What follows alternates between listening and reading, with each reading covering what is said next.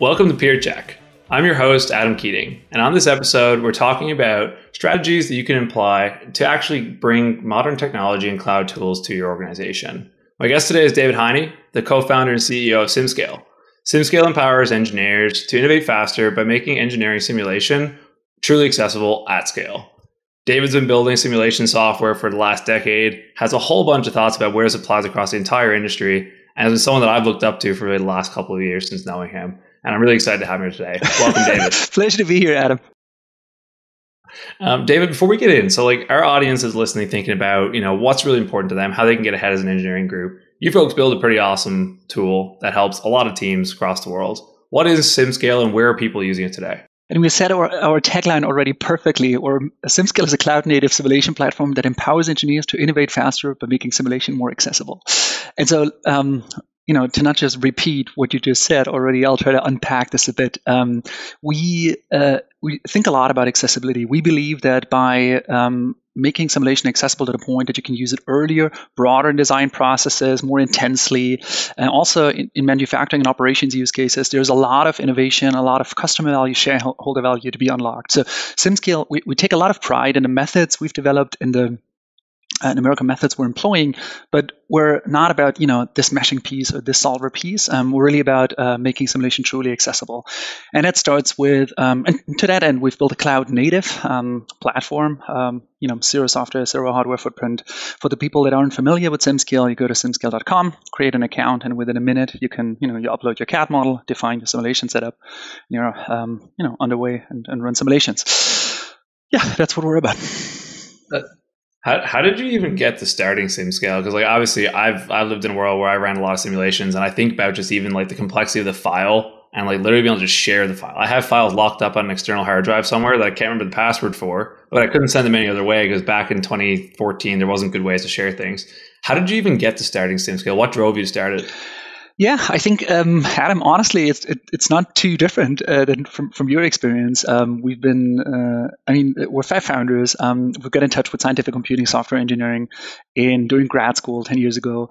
And for us, being sort of cloud native, digital native, sort of the cloud was something that, we used a lot of cloud software already. And so for us, it was interesting to see that while we used academic codes, but then looking into the industry, cloud adoption was so surprisingly low, and we looked at why, right? And so more and more we saw there isn't any good reason other than nobody has done it yet, and so that was sort of the spark for let's try to see if we can pull this off. Where are you seeing applications today? Where are people using cloud simulation the most with SimScale and other, just cloud in general? I mean, our point of view is biased, but our strategy was very much sort of let's look for applications where we believe the cloud can create the most value the quickest. And so for us, we started in CFD, fluid dynamics, because it's very compute intense. It's something that is not adopted because of that reason. It's not adopted to the point how structural analysis is today already. And so we started in CFD. We have a lot of customers today in architecture, in electronics cooling and rotating equipment, also automotive, etc. And we used our CFD development to establish the initial, components, the initial sort of basis for delivering an end-to-end engineering simulation workflow completely in a browser. And now that we've completed this, we are actively expanding and actively pushing into additional physics. Structural analysis has always been part of our offering, and it's going to see a lot of love in 2022. But there's also new physics on the horizon, which is not yet ready to be shared, Adam, but we'll share more on that shortly. Nice. That's awesome. Is there a sweet spot? I'm just generally interested because I actually could have used this when I was going back through university because the trouble we had just with licensing was painful. Yeah, we should have. I should have. There was no real reason. I just didn't know who you were at the time. But is there a sweet spot for SimScale? Are you guys playing alongside of existing simulation tools? How does it fit in small and big orgs? Because I think that'll lead into how we talk about how teams make Great change. question. Also here, was very much under sort of evolved. Initially, it was clear to pull off all the components you need for an end-to-end engineering simulation workflow in the cloud. CAD I/O, CAD prep, mesh generation, solve, post-processing, data management, yada yada yada. To pull all of this off, we knew it would take years to get this right. And so we looked for who would be the first organizations to adopt this, and this was primarily organizations with simple design processes. Of course, the need for simulation, but no very complicated PLM landscape, etc. We wanted to, we had enough on our platter without that complexity. And so we focused, and that's why the initial organizations adopting SimScale were primarily smaller and medium-sized organizations, oftentimes the first simulation tool either in the department or within the organization. But over time, as our product matured, our technology matured, larger and larger organizations adopted it. And so today, we still onboard a lot of SME organizations for sure, and there, to your point, they were oftentimes the only simulation tool that is used for multiple physics. Within larger organizations, and you're right, Adam, that's something we're probably going to talk more about in a second. We see oftentimes SimScale being phased in, augmenting existing simulation capabilities, already an existing CAE software and hardware stack, which we also sort of. I guess we're going to talk about this in a second, but which we think is the right way of adopting solutions such as ours. That's awesome. I'm curious, just off the hop, like you folks, you can sign up from your website. It's really quick to set up. Do you see a difference in behavior between the SMEs and like the large enterprises? Like, are the large enterprises still getting in there, starting on your like free account and going, or like what's the difference between the two in terms of how they initially find, the love for SimScale? So we think there's a whole sort of in the entire software industry, right? There's this whole notion of product-led growth, of end user adoption, end user driven procurement of software, and we think this is in engineering software things are a bit more complicated than this, but generally we see this happening. So we do believe that a simulation tool should be be easy to test, easy to try, easy to learn. You should be able to quickly experiment with it and just prove out its value before you're adopting it broader. And so as such, we're seeing sort of this end user adoption, definitely independent of the organizational size. But of course, as a rollout or a deployment of SimScale gets broader, of course, then there's a big difference, right? While in a smaller organization where both procurement processes, PLM landscape, etc., is fairly simple. You see it goes simple, but in larger organizations, I don't need to tell that to you. It is great though that you're able to offer that slice, because one of the things that we see all the time is the power of a strong business case, and in most cases, it's really hard to use an ROI like a traditional ROI companies are looking for. Like they need to be able to actually feel it. It's like we're about to buy a piece of software collab for RFPs and security questionnaires. It's very hard to put an actual dollar number on what the value is of that, outside of we know it's going to make us more effective at moving through our sales process. And that was worth it for us, but there's no way to say it's going to be 4.3x. Like we can make an estimate, but it's going to be wrong. So being able to actually see that you could run a simulation and, get up and running in the same hour and actually get something going, that's like, it's a very powerful thing for those people.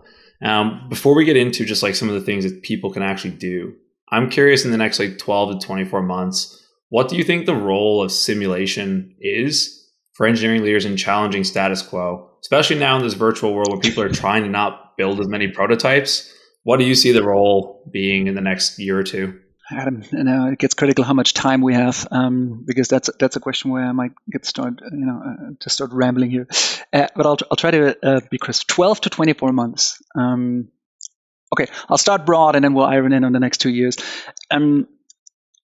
We think today, at least in most organizations, simulation is a point solution that is primarily used in the latest stages of a design process. So when you have an extremely mature design, then it justifies bringing in the resources, hardware, software, people that can effectively use traditional simulation tools. And this is where a great market has emerged and great software has been built today. And it's a fantastic use of simulation, no doubt about it.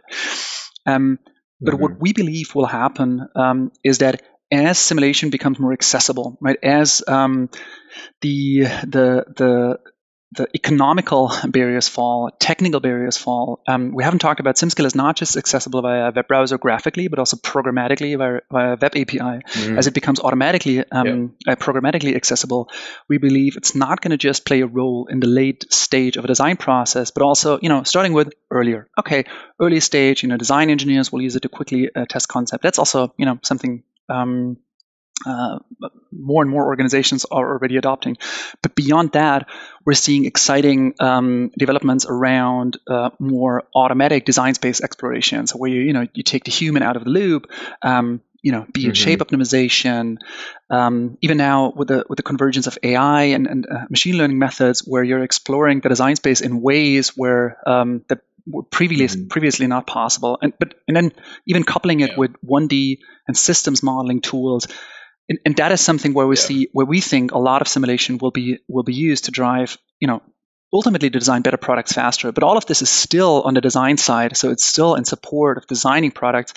Equally, on the other side of the product lifecycle, when it comes to manufacturing, specifically operations of products, we're seeing more and more, not just innovation use cases, but use cases where IoT, digital twins, predictive maintenance, these use cases where they're actually being deployed in production.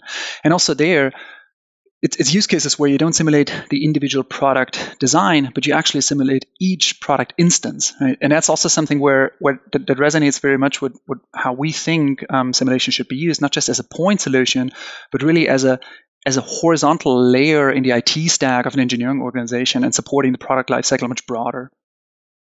Now, Adam, I love that. Whether or not that's a 24 months timeline I just explained or not, don't cite me on that one, but that's at least sort of the bigger picture where we think simulation is going.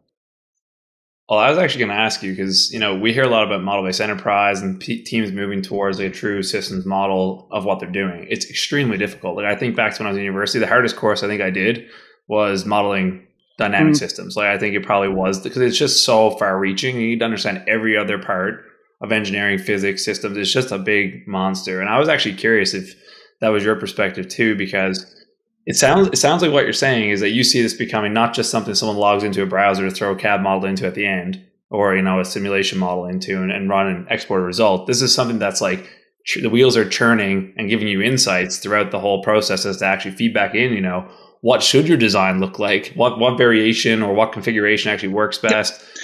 That's going to be like really, really powerful. Couldn't agree more, Adam. I said, don't get me started. But that's also where we're, I think, trying to draw the lines and trying to commit to what we are and what we are not. Right. The reason behind the API is that or why we think the API and programmatic accessibility, seamless programmatic accessibility, is so important. Is that SimScale at the core does simulation, right? And we'll add methods and we'll add physics, and it's going to be real time and all of that good stuff. But like the systems model or the system of record of your design data, or whatever other, like we think there's an unbundling happening of different tools that's going to interact with each other in smarter and smarter ways.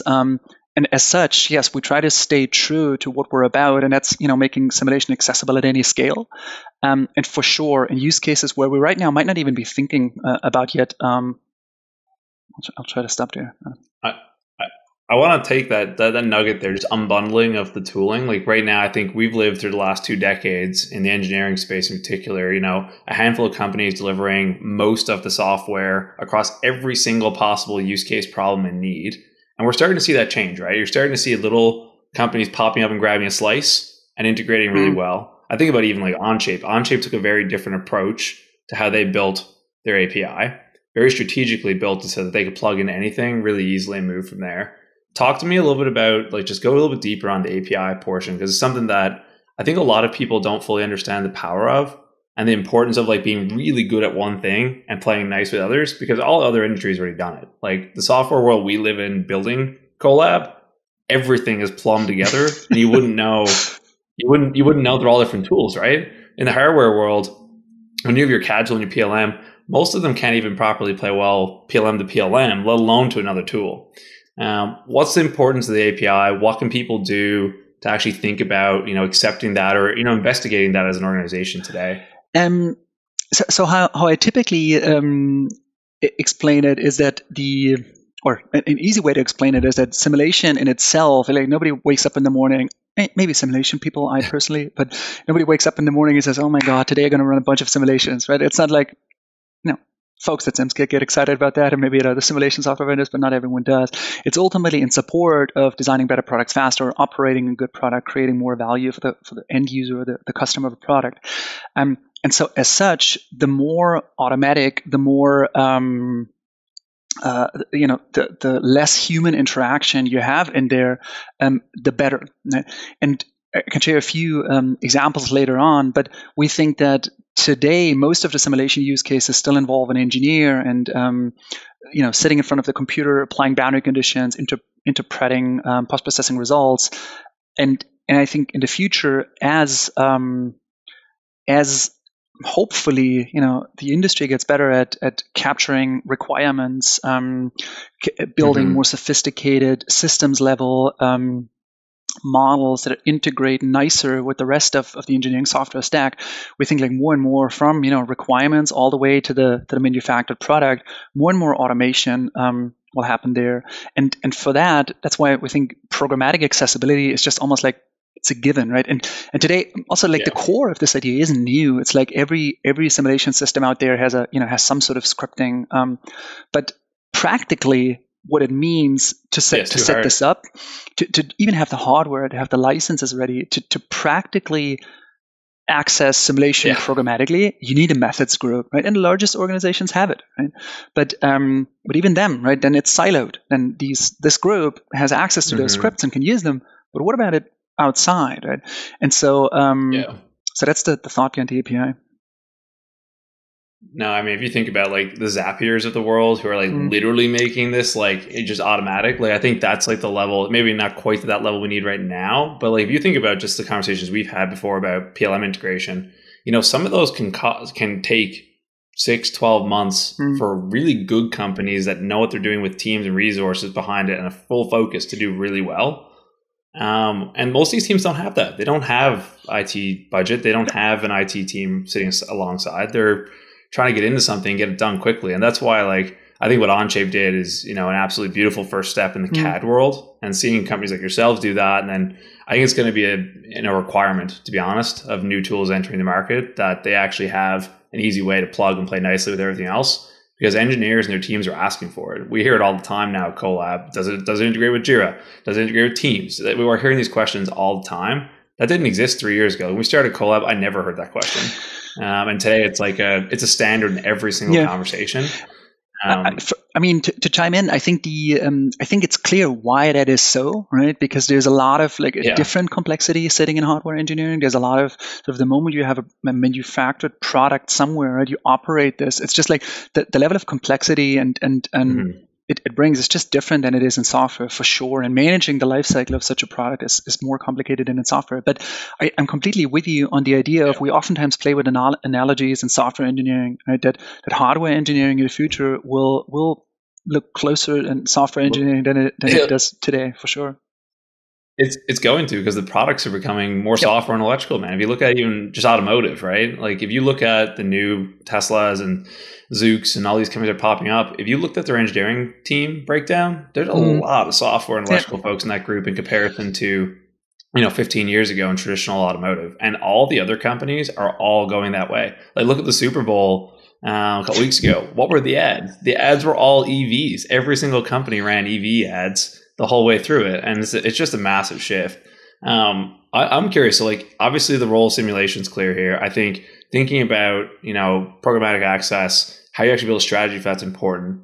The thing that's interesting though for me is I think a lot of people probably agree with that. But they have a hard time making it practical. I always say to people, like, if you're going to make a change, having a solution that's like 3 to 5 times better might not be enough to actually make someone move from the status quo. What are you seeing the best leaders do to actually make a change happen when it comes to like implementing a simulation tool or implementing something else that, maybe not the normal, the normal status quo today? How are you seeing them actually get over that hump and make it happen? on the note before, I wasn't sure if it's okay to share that I haven't seen the Super Bowl ads, Adam, but I'll make a note that I'll Google that later. Promise. We'll check it out. There's a lot of good ads. A lot of good Okay, I'll ads. check this out. On that question, so, let me start off by saying I think it's completely it's almost sort of the nature of the beast that the engineering organizations we're serving, the customers we're serving, they've created so much value with the products they've been designing, manufacturing, and shipping, or in the AEC industry, those buildings and civil engineering structures they created, they've created so much value that needs to be conserved, right? And so that's why I think it's just the nature of the beast that they have so much value to be conserved that naturally the systems and the processes and workflows they have set up, they are there to conserve all of this value, right? And that's why I think it's almost oftentimes say here is that that's natural, right? We shouldn't complain about this. There's a lot of value to be conserved, and so as such, now keeping innovating and sort of reinventing yourself in such an environment is hard, right? And so that's why I admire the engineering leaders that strike the right balance between acknowledging that there's a lot of value our organization has created that needs to be conserved, while also acknowledging that if you're not innovating the tools, processes, people on a daily basis, you're sort of you might be not on top of your field in a couple of years, right? And so striking this balance is hard. And so, and as such, I admire the engineering leaders that get this balance right. Now, to what good things we're seeing is, I guess, where we see successful change happening is when you not just think about the tool, right? It's oftentimes we as vendors, you typically, your tool, great, right, amazing. But there's more than just the tool to make a successful change. It's like a framework we oftentimes use is, technology, process, and people. And so it's not just sufficient to have the right technology. It's sort of the process that this technology is used in, and you check in if it's used and how it's used, and sort of make nudges to it, how you roll it out, how you train people, and then the people, right? How you bring them on board. And one example I would give is. One of our customers is Thornton Tomasetti, and a civil engineering firm with thousands of engineers, and we've seen a fantastic example of how they've adopted a simulation and how they've made simulation more accessible within their organization in a very effective way. And it started off by initially the CFD engineers using SimScale, and so adopting it, calibrating it, and getting the confidence and the conviction that this is a tool that can create value. But then also acknowledging that they came to the conclusion that in order for their architects and more stakeholders and users within their organization to use simulation, they need a different process. And so they ended up saying, going back to the API, they ended up saying they want to have those simulations that these people use run implicitly. And so as such, they built an automation of effectively building a CAD plugin for their CAD tool they've been using. And so while the CFD and simulation engineers used SimScale directly, they developed a small plugin, a small tool, putting it into their 3D CAD system where the other users within the organization can run simulations basically implicitly. Now, they don't need to know about SimScale. They don't need to know about the intricacies.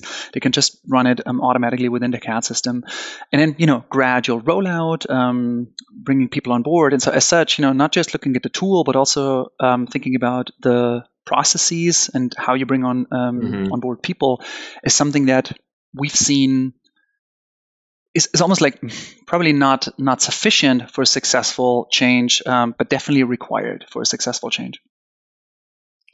That's actually an interesting example, because a lot of what I think we'll see is people thinking about, the actual people and process even ahead of the technology. Sort of set a vision, you got to look at what you have today. I'm curious in that case, like when they dove deeper, they proved value to the CFD group, and they said, okay, let's move on to getting the rest of the team involved. How did they actually get justification that it was worth sinking some of their time into building that plugin? Like that's where I think a lot of teams get stuck, is like, how do I justify it's worth IT resources to actually do something about that? Because it's not easy. How did they build that case? Like, what did that process look like to convince them that, hey, this is worth doing it? Yeah, I guess I would need to invite them to the to the podcast to talk to hear it directly from the source. But I guess I can say as much that given the the level of knowledge about our technology and the level of knowledge about our team and how we operate and what SimScale can and what it can't do, right? I think there's no unknowns anymore. And so all of that risk is basically gone, right? And so I can only imagine that as an organization that, again, has adopted and has built the conviction in a tool, in a technology such as this, then you have all the information and you need to build your own case, right? So in this case, we weren't involved in that in building that business case. It's powerful when they can actually go build it on their own. Like I think that's something that most orgs struggle with because it's not clear, right? It's not like you're comparing two CAD tools and one you're looking at the license cost and you can like very quickly say, okay, we'll save X amount of money by moving to this. Or, it's not such a simple thing because it is much more of a philosophical change that is going to have a much bigger impact long term. It's just the way folks work. In terms of like getting things disapproved, are you folks seeing much pushback on the cloud? And if so, how are teams overcoming that, especially in the bigger organizations? Do we see pushback? So I think it's a topic. Ever since SimScale was around, people have asked this, and it's funny because, the interesting thing is that it is a much bigger topic for, here at SimScale, it's not a huge topic versus in the industry and broader, it's discussed a lot because I think it's fairly simple. If an organization today isn't ready, isn't committed, doesn't have a point of view that the cloud will be an important part of the future software stack, it's not something we're going to change as SimScale, right? I think that's a process this organization needs to change. We can of course evangelize and sort of show that it works, and of course we can be part of that. But I think it's just a journey that an organization goes through, and depending on the industry, depending on the leadership and vision and culture of that organization, I think these are factors that are bigger than what we at SimScale or any other vendor can do. So to that point, there's entire industries or also required certifications where I think the cloud today isn't a good thing to go after because it's more like the restrictions in that industry might be way too high for a cloud solution to be adopted. Then there's others where this actually already today works, right? And so the industries and the organizations that have already made the decision and know already that the cloud is important for them, and they can clearly see the benefit, the added value of accelerated collaboration, faster innovation. You break down silos, lower capex, etc. And they've made their decision that fundamentally they want to do this. Right? This portion of organizations in our industry is already by far big enough, for SimScale to grow and prosper. And it's growing like crazy. Like it's constantly evolving. Like I think COVID accelerated a lot, but just over the last 4 years of us talking to orgs, it's gone. We've actually started talking to people who tell us they won't use Colab unless it's cloud based. We're getting the opposite because it's part of their philosophy, right? And you just said a moment ago about people, process, tech. I'd almost argue like the part you said after that, the vision. There's like the fourth part. The vision like comes back to your culture, comes back to what you want to be as an org. And you look at like the shift that's happening now, and I agree with you. If someone is like anti-cloud to the fullest at the top down, very hard to change that mindset. But what's happening now is their peers are all making that shift. So I think you're right. I think it's about education. It's about awareness. It's about, helping build that case because over time, everyone's going there. Like it's inevitable that everyone will be there. It may be at different capacities just based on industry and requirements and the rest, but everything is shifting that way. The sentence we often say is, we're on the right side of history with SaaS and, cloud native. Now, since we're recording this, let's check back in 10 years, right, on this recording, whether or not that was the case. But to your point, I couldn't agree more that I remember NAFEM's conferences we went to, like 5-6 years ago, where it was definitely something much more exotic to be cloud native and browser. And today, I think there's more and more tools. There's more and more acceptance. So I think we're seeing this trend in front of our eyes right now. Yeah, like it's to the point now where we take it for granted almost. Like it's the same way we kind of take video calls for granted. Even 2 years ago, you couldn't get most engineering teams on a video call. Like most did not really use video calling. Like I used to fly all over the place because it was just easier to do demos in person than it was to get on a call. Now it's 15 seconds, flip open your window, and it's better for everybody for the most part. So I'm curious to kind of like just take back that thought. We talked a little bit about, simulation and the impact it's going to have, where that can go, how teams can think about, actually making that change from like a people, process, technology perspective. As the human or like as the leader there, what do you think makes, like, if you were to describe the person who is like leading the change in the orgs you've worked with that are most successful, what does that person look like? What are the characteristics? What are they embracing? Like, what kind of culture are they fostering? Just walk us through what that champion looks like for the teams that are working the best. Yeah, I think the one characteristic, or I'm not sure if it's a characteristic, but I think there's one approach that I would go back to is the one I alluded earlier to, where like this deep conviction that how we do, or an engineering leader that has this deep conviction that in 5 years, 10 years, you name it, the conviction that the design process, the engineering process, the product lifecycle within our organization has massively changed or has fundamentally been upgraded or changed, while at the same time acknowledging that there's a lot of investment into existing infrastructure, existing processes that are worth conserving. And so someone that has this big picture in mind and sort of is convinced that the change is inevitable, right? And that you must be at the forefront of this, while at the same time balancing that you want to conserve the value your organization does today, and then rigorously executing against this, taking step by step, making sure you take incremental steps, you manage downside. I mean, we've seen it, right? That there's famous engineering software rollouts that didn't work, and guarding against that while gradually pushing for leveling up your organization is, I think, that's the one thing that comes to mind when we depict this engineering leader, I guess. Yeah, I think you can almost summarize it as like visionary but rational, like very rational and pragmatic in like their approach. We see the same thing, because if you don't know where you're going, you're surefire going to end up in the wrong spot. It's the same thing if you're driving your car, right? If you didn't know where you're going, you're going to end up somewhere. May not be the right spot. But if you're, just down the weeds, taking little steps, you also end up in the wrong spot. So it's a combination of like having a target and then taking the baby steps so that you don't get in these 4-year software rollouts that cost tens of millions of dollars. And then everyone's like, well, why do we even do this in the first place?